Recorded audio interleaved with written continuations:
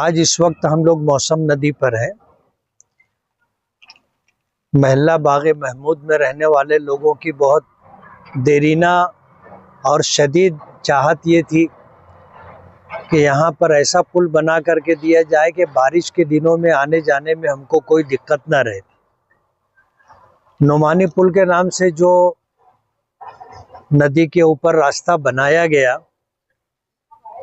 बारिश के दिनों में उससे गुजर करके जाना मुमकिन नहीं था। लोगों को अल्लामा इकबाल पुल से गुजर करके जाना पड़ता था।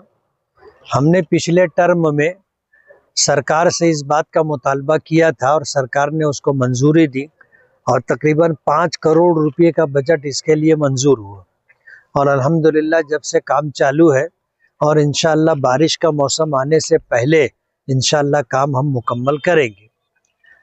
बजट आने में दिक्कत है। अभी मुझे बताया गया कि 5 करोड़ रुपए का एस्टिमेट है, तकरीबन 2.5 करोड़ रुपए का काम हो चुका है, लेकिन सरकार की तरफ से अभी तक सिर्फ 80 लाख रुपया ही आया है।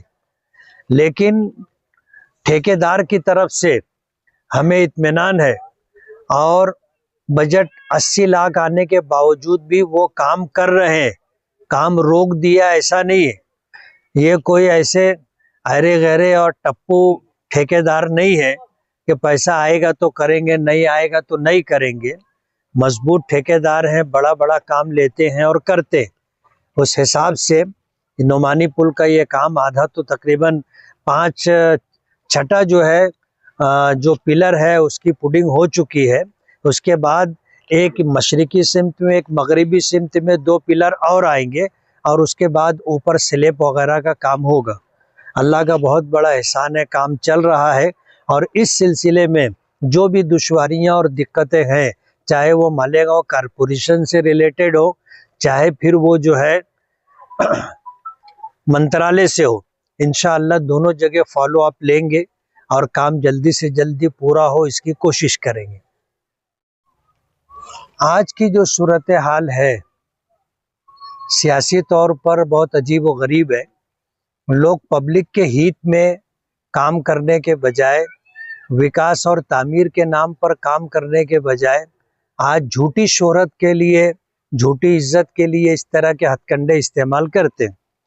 शिवाजी महाराज और टीपू सुल्तान रहमतुल्लाह अलैह, इन लोगों को गए हुए ज़माना गुजर गया और आज जो है उनको ले करके सियासत करने की ज़रूरत नहीं है। बिला वजह इस तरह का बयान देना जिससे इख्तिलाफात बढ़े और तामीर व तरक्की से हट करके पब्लिक को लड़ाने का काम या नफ़रत का माहौल बनाया जाए, ये अच्छी बात नहीं।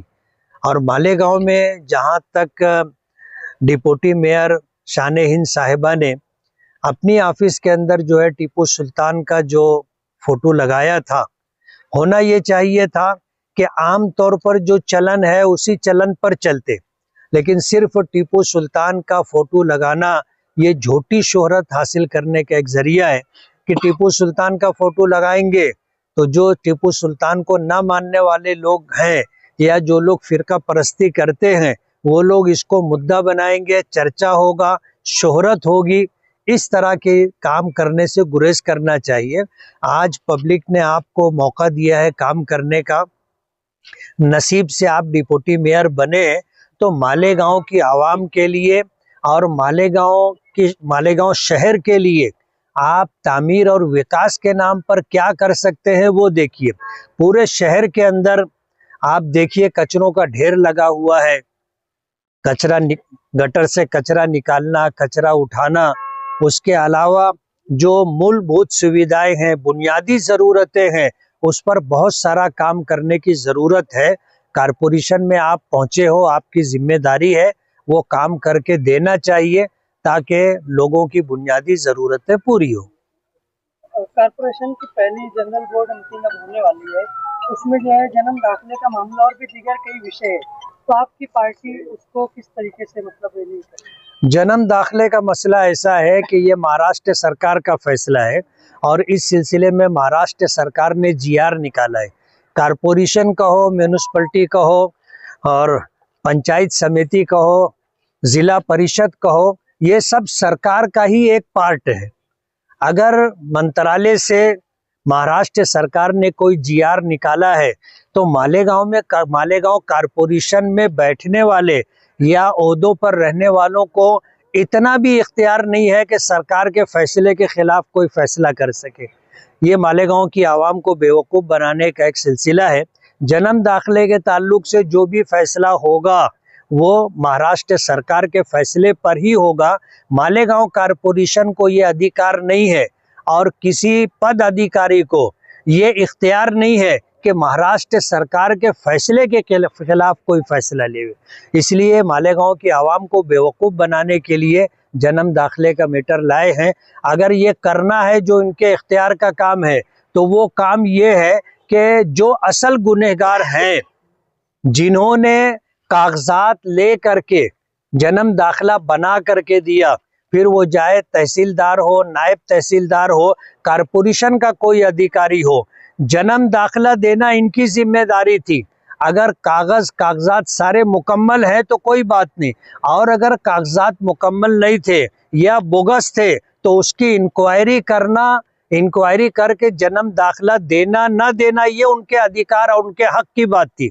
अगर इन्होंने जो है बोगस जन्म दाखिला जारी किया है तो वो ऑफिसरान को जेल में जाना चाहिए। और कारपोरेशन में प्रशासक था तो प्रशासक को उनके खिलाफ एफआईआर करना चाहिए।